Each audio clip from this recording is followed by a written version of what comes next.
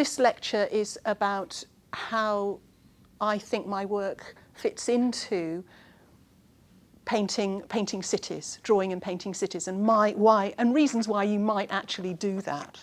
And so I'm just starting with some pictures of my work which show you where I live, basically.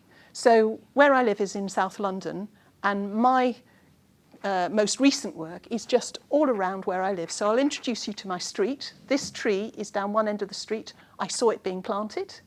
It's now grown out of this holding device. It protected it when it was really small, and it grew and grew and grew, and now that's gone. Oh, I've gone wrong. And this is the other end of my street, and temporarily there was a shopping trolley there, so you've seen both ends.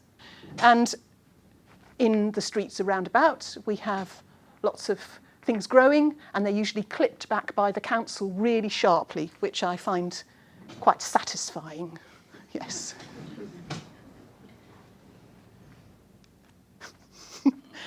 And down this high street, and in various parts of where I live, there's a river called the River Wandle. And I love that river very much. And it took me years to realise that the River Wandle that comes down the high street is also a river that's near my studio in Carshalton. And it's the same river, and that took me quite some time to realise that. I like the way that rivers get about, you know. And this is outside Sainsbury's, actually. I've sort of disguised the fact that it's outside Sainsbury's.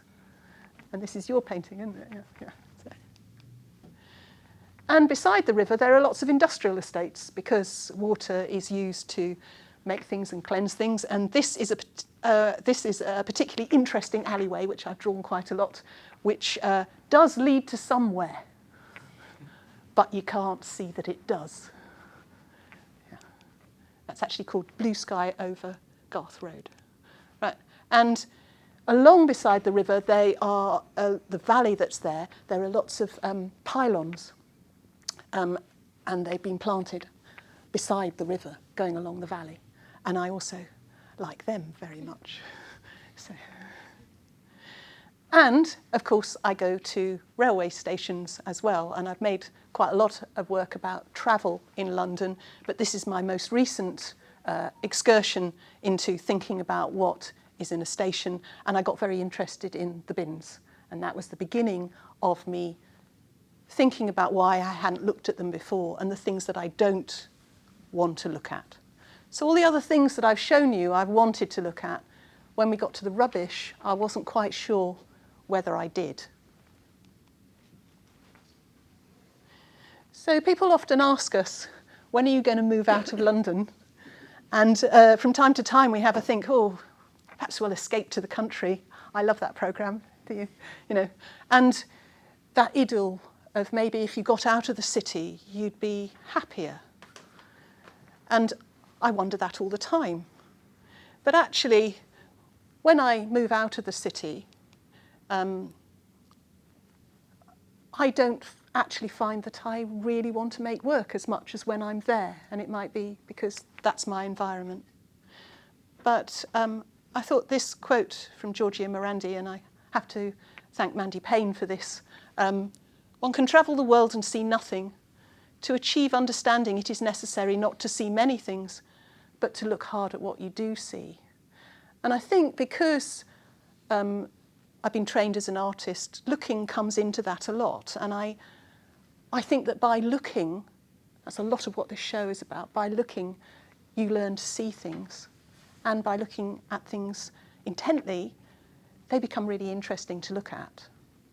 And Morandi, of course, looked at the same set of objects for most of his life.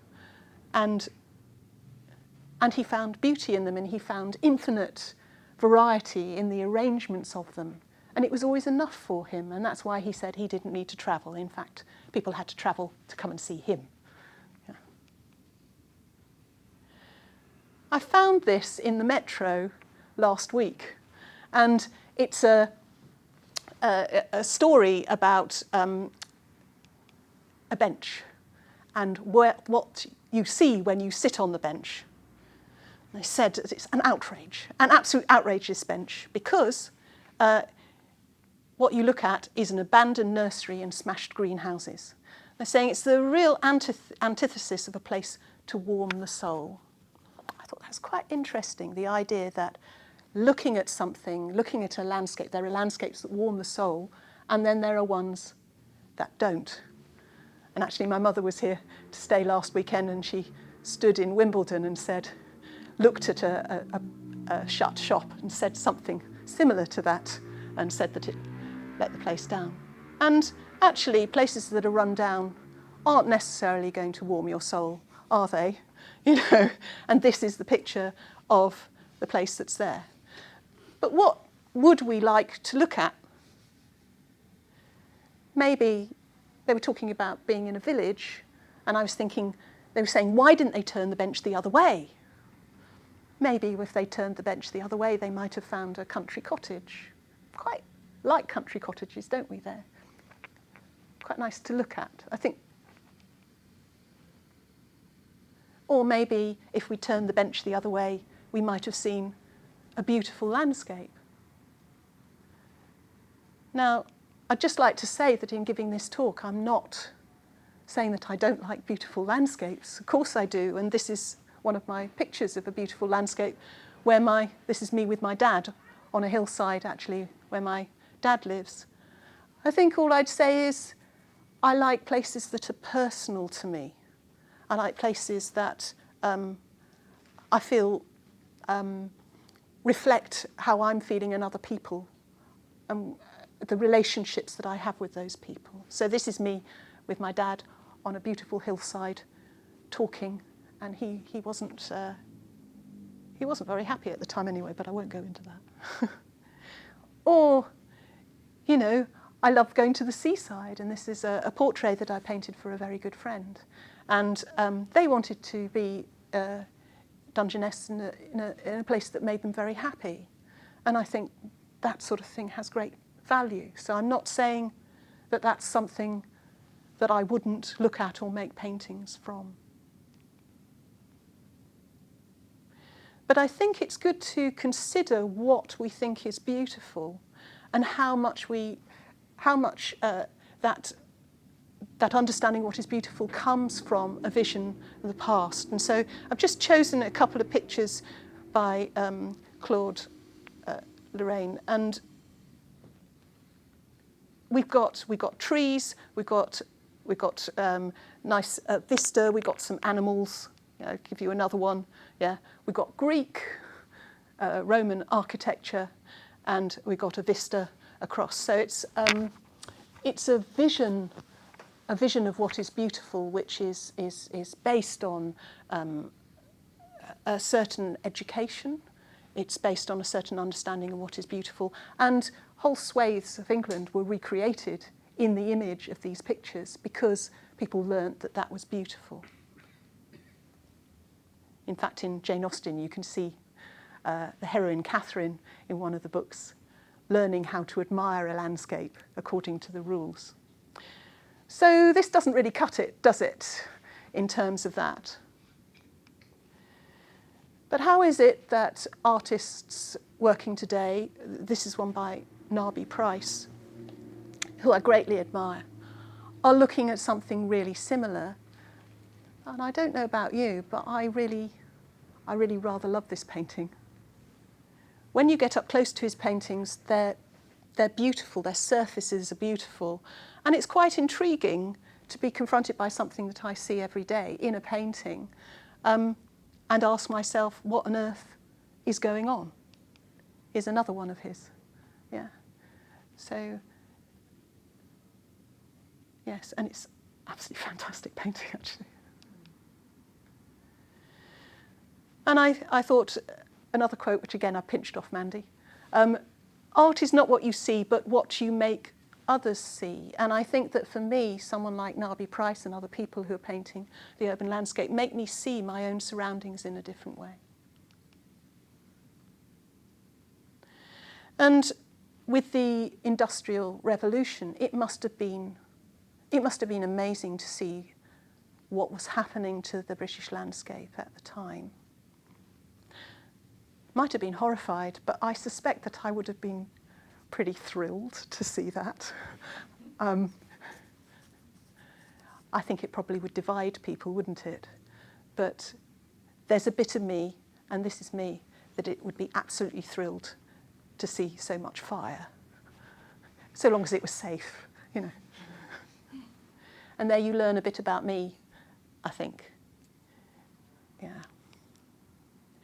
And there's the show on in London at the moment at the National Gallery of Monet in London. And we can see that the view that he's painting, the views that he's painting of the bridges, Westminster Bridge here, is an industrial landscape, and with the chimneys behind, with lots of busyness, lots of going on. He makes it beautiful. His vision is one that makes it beautiful, and the colour maybe is beautiful. They said that the smoke reflected the light in particular ways. And they undoubtedly are beautiful, but they are an industrial landscape. He's made us see London in a different way. When I was a much younger painter and I was just out of college, I took part, I was invited to take part in a wonderful touring show called Witnesses and Dreamers, which was organised by artist and curator Oliver Bevan. I talked to him the other day and he's 83, he told me, which shows how time flies. Yeah. This is what he wrote in the introduction. When artists take the city as their theme, it is clear they consider urban life to be the condition of modern humanity. If it is true, then, to make art about the urban experience must be the most important theme for contemporary artists. So he was originally an abstract painter, but he came to figurative art and began to feel that actually the city that he lived in was something really important for him to paint, and he could talk about what it meant to be human.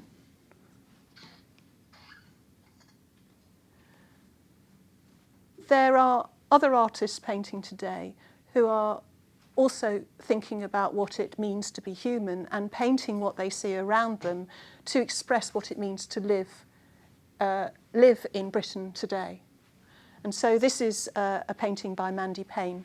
She is both inspired by brutalist architecture and interested in the people who live in brutalist estates, these brutalist architecture estates. And I would say she thinks that they are beautiful, and although things could be difficult in these estates, she finds that the people that she talks to love them. Many of them love where they live. And these paintings are painted on concrete. She's got a show on at the moment in Twickenham, actually, if you're interested. And this is an absolutely beautiful little painting with the blue shining out, and they're spray painted onto these concrete surfaces. Very geometric. She was a dentist in an earlier life, and people said at the show that you could see that with the precision. I'm not sure how true that is. And a fellow artist, Harriet Maynor Hill, is also working on the estates. In fact, they've collaborated together. These are from the Aylesford estate and Aylesbury estate, I think. Yeah, getting that right. And she paints on fragments of a building that has been knocked down. So these are actual concrete parts of the building that she's painted the building on. And they're very beautiful. And I was talking to her the other day, and it's also important to her that she talks to the people who live there. So she and Mandy are interested in the experience of the people who live there, as well as making the work about it.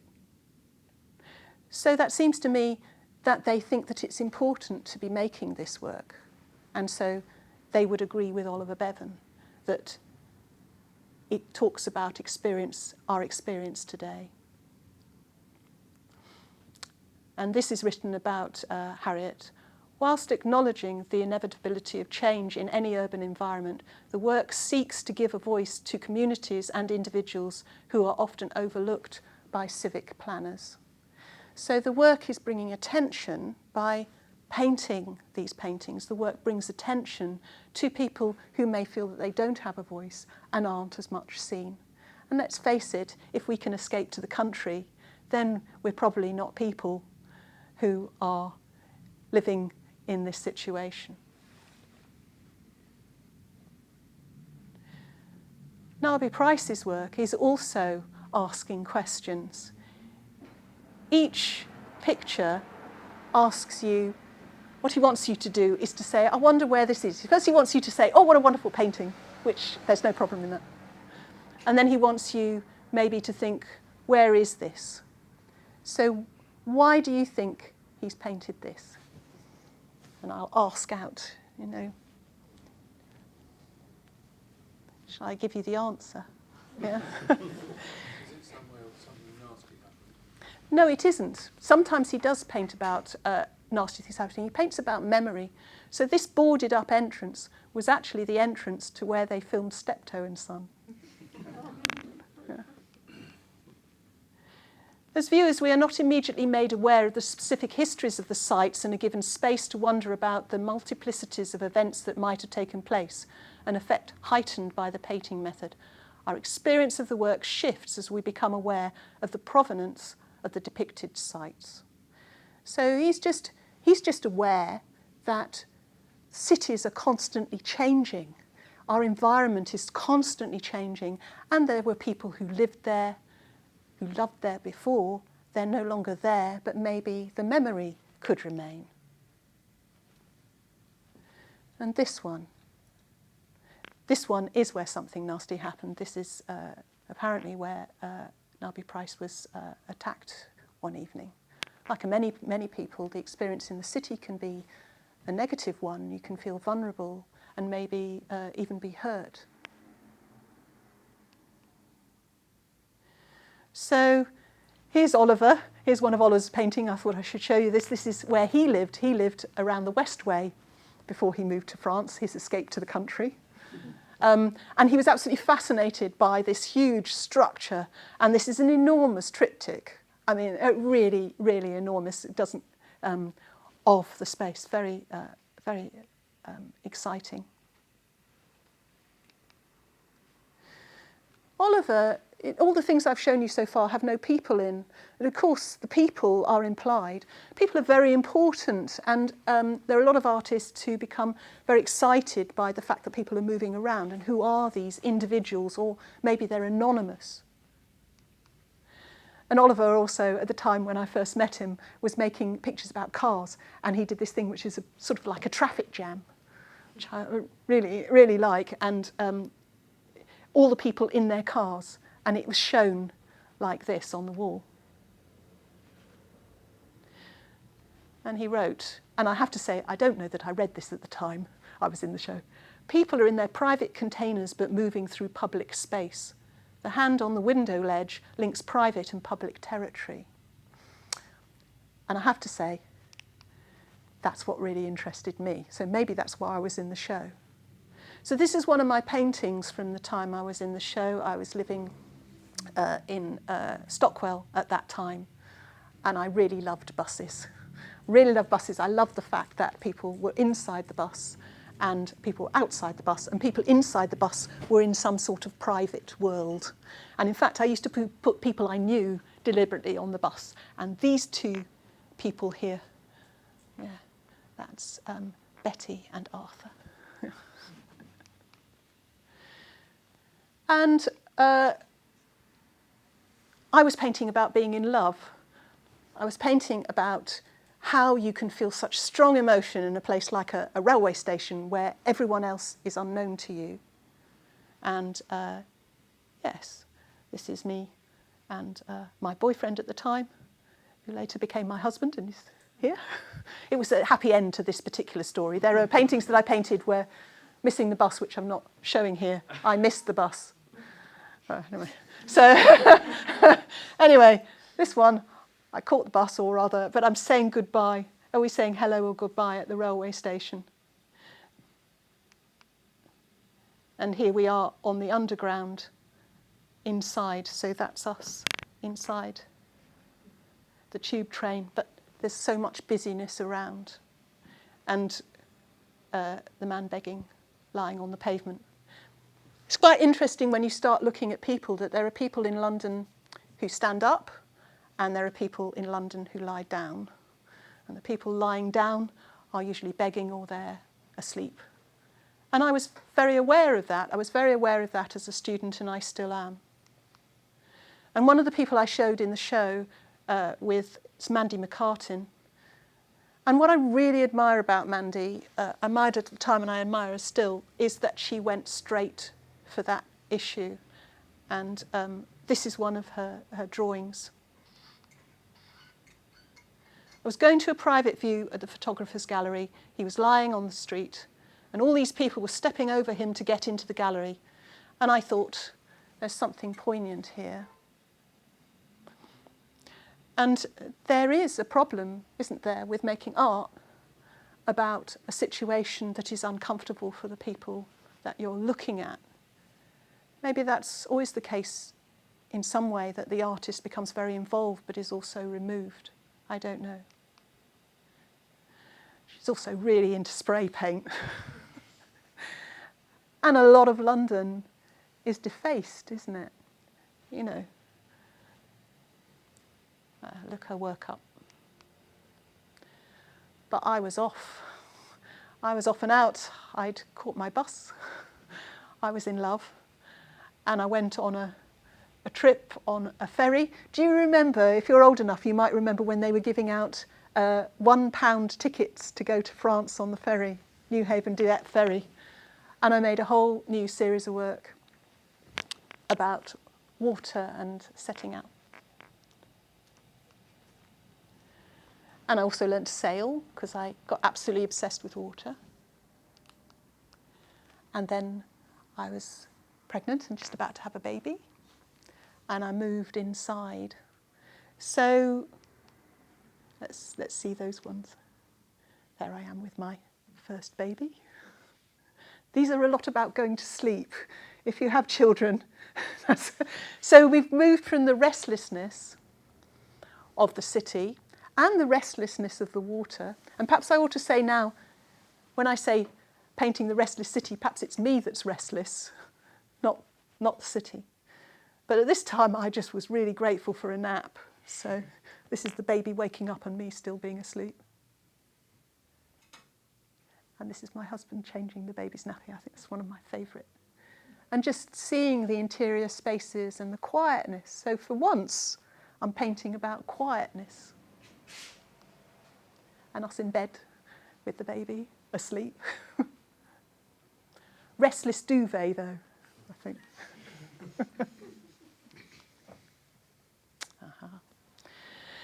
So here's a drawing by Alexandra Bloom, who I only met the other day.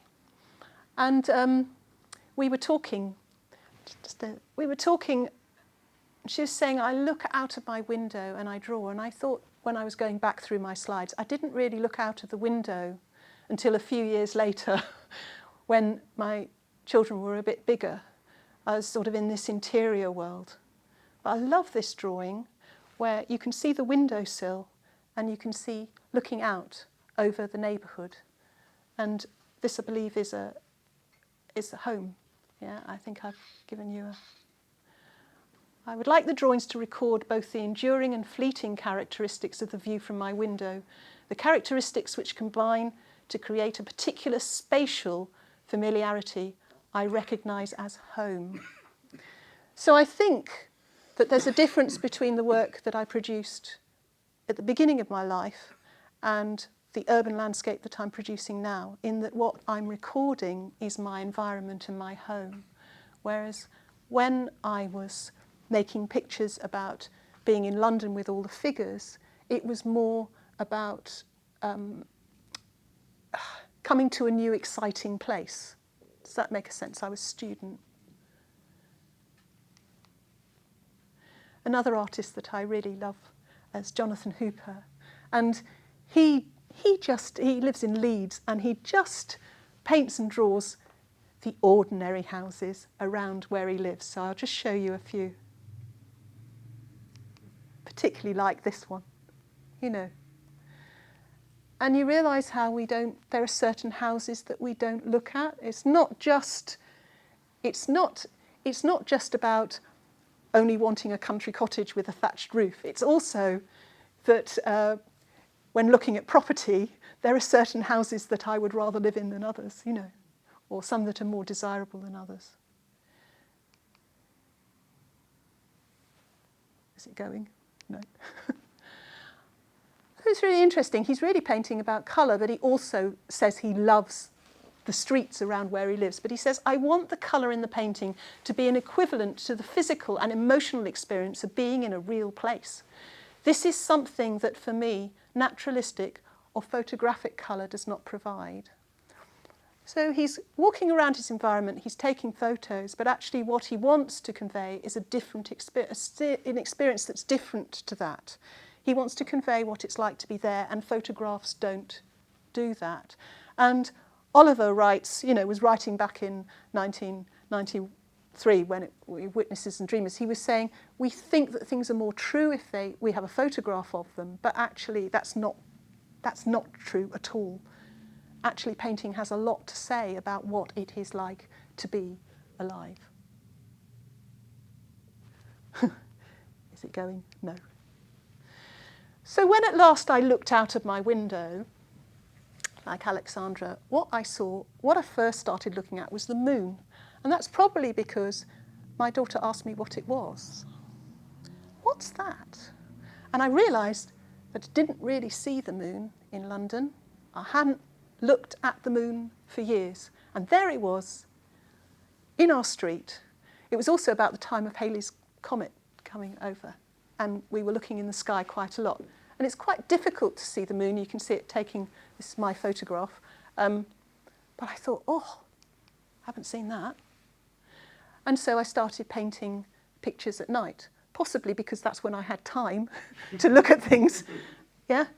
But what I'm really thinking about is how you got at that time, fluorescent light, this orangey glow, and you've got the moon in the sky. And just thinking about how that glow transforms things. Still really interested in that. And this is a larger painting. So I painted a great big painting of that. And this is our street again. So I'm back to, this is the first time really I painted our street.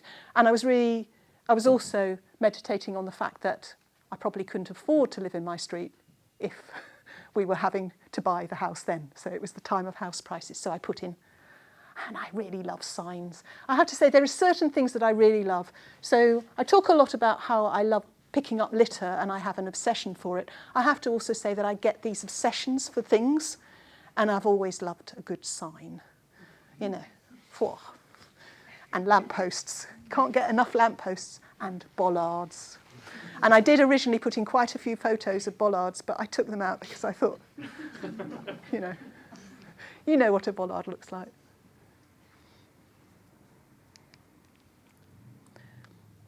Back to Alexandra again.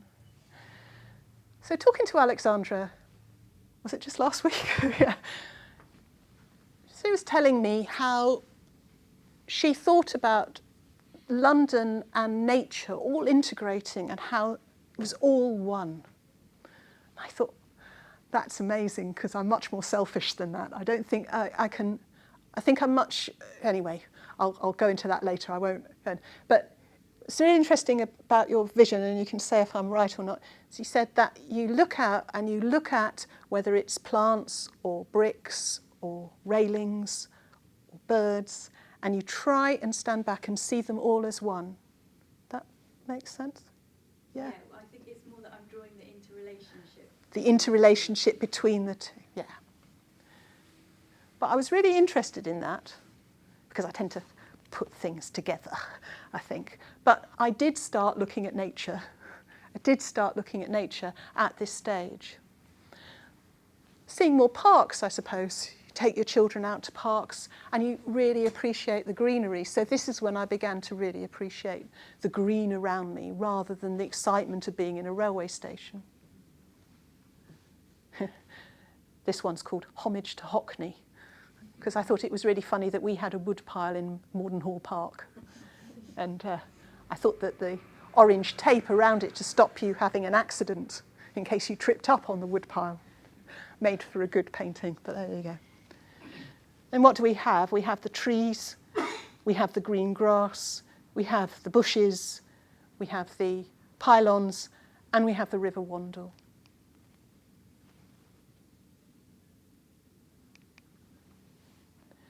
And the River Wandle and water came back into my life with a vengeance. So we're now revisiting the idea of the water that I saw when I was on the Newhaven Dieppe ferry. But this time it's the River Wandle. And I began to actually to abstract things a bit more. So there's a whole series of paintings where actually there's very little space, and there's no people, and there's no street. There's just me experimenting with one thing against another. And this is a collage, actually. And I also started picking things up. I started picking up beautiful dead things, I called them, but things that I found on the street. And then I took them back and looked at them. Oliver wrote, "To enter the space of a painting is to suspend disbelief, knowing that these characters presented are ghosts and these locations no more than mirages. The brush has a life of its own, which merely colludes with the conscious intentions of its user, introducing ambiguities and veiled suggestions." So I think I've always done this, but I do love a good story. And so I began to realise that there's power in objects that you pick up. If something is dead, can it speak about death? Can it speak about life? And this is from a series of paintings where I was imagining what would happen if God suddenly spoke to me out of a bush like they did to Moses. So I'm imagining things happening. I must have been a bit fed up with doing the school run, maybe. I still walk past that Forsythia bush and think, wouldn't that be great? Yeah, I think it's one of my favourite images, and you own that, don't you? Yeah. Wouldn't it be great?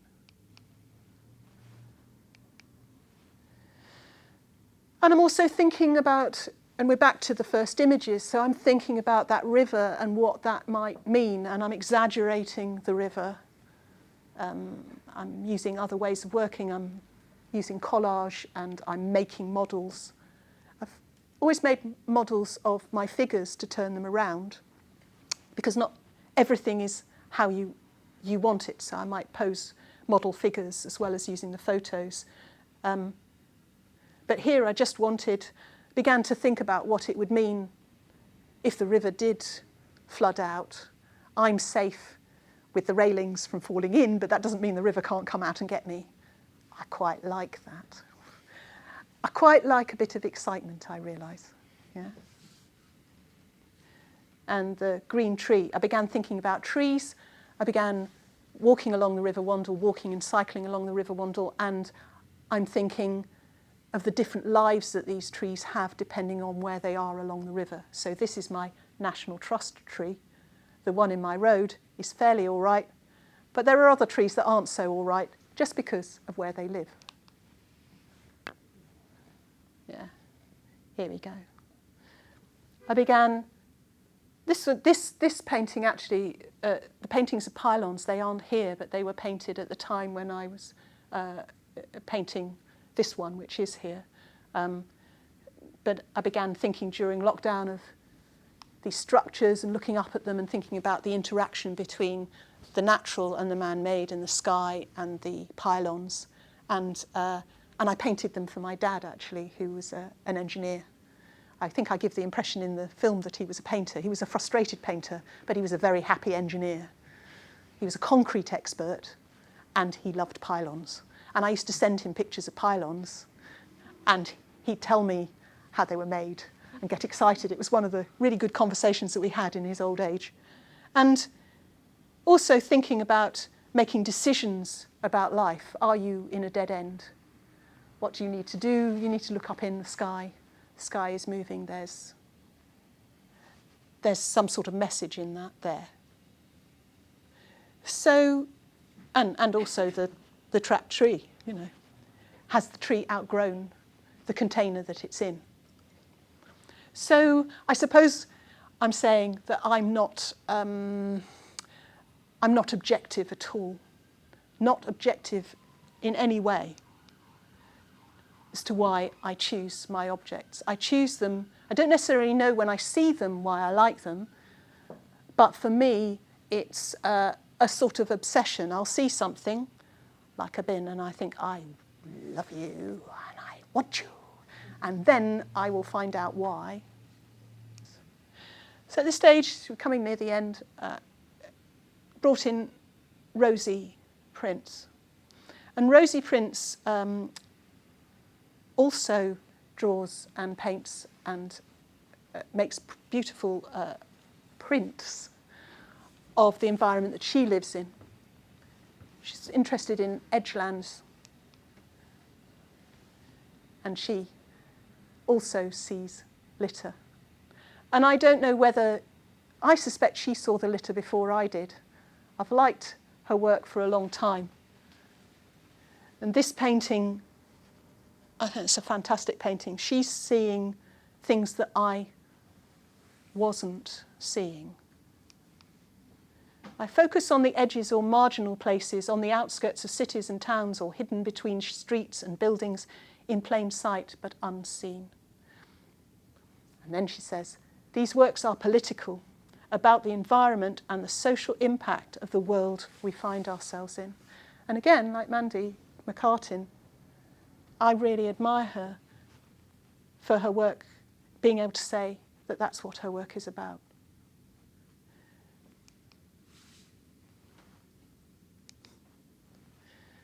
Now, I hope that when you see the works in this show, that you will think about rubbish and recycling and the state of the world. But I have to admit to you, the main reason that I'm doing it is because I relate to them. I relate to these objects. I relate to the fact that they haven't been seen. And so, in some ways, I'm doing the looking at them and finding that they're worth looking at. And I'm also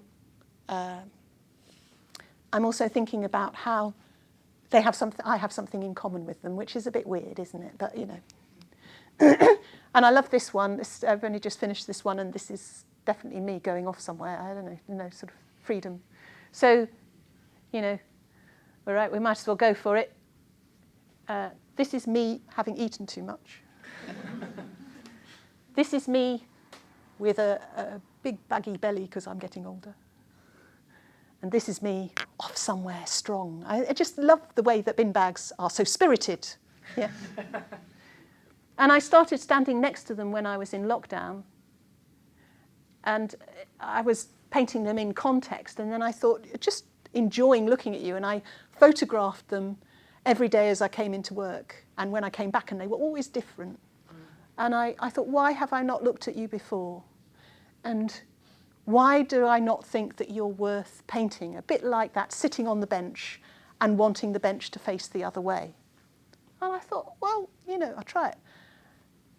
And I think it's worked, hasn't it? Because turning something into a painting, the time that it takes you to make a painting, the time it takes to see something, actually, they're just beautiful.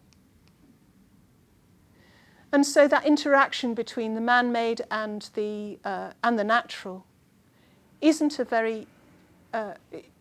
It's a problem, isn't it? There is a problem between this takeaway lid on the grass, and I hope that you see that.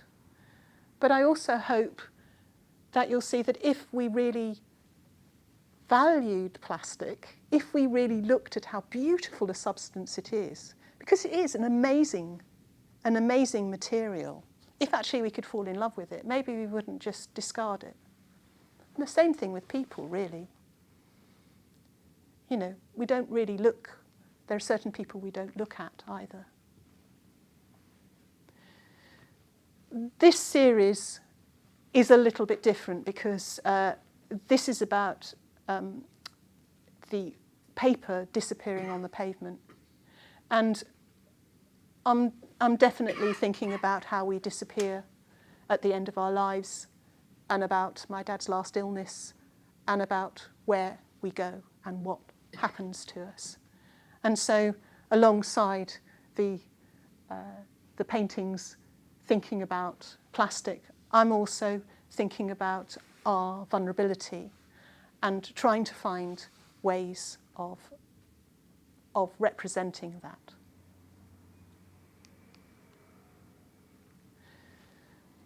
And this is what Peter Smith wrote about me, who has written the introduction to the catalogue, all available at the back. Things abandoned as worthless have been given a new life as paintings. Here is a kind of redemption. Memento mori, as well as intimating our own mortality, can also remind us that life is precious.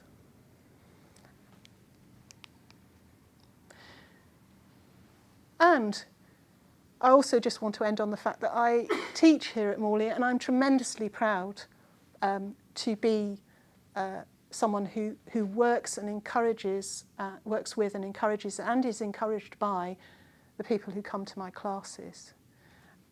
And here is my urban landscape group, those of who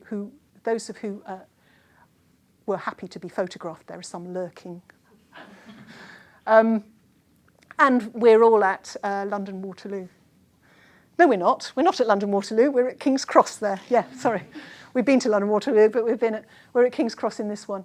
And yeah, it's just, they just produce such different work, because it's what you see and how you relate to that that makes you an artist, I think. And how you react to what is in front of you. There are as many different reactions and as many different pieces of artwork as the people who are in this photo. And so I just thought I'd end on saying how proud I am of all of them. Okay, so that's it.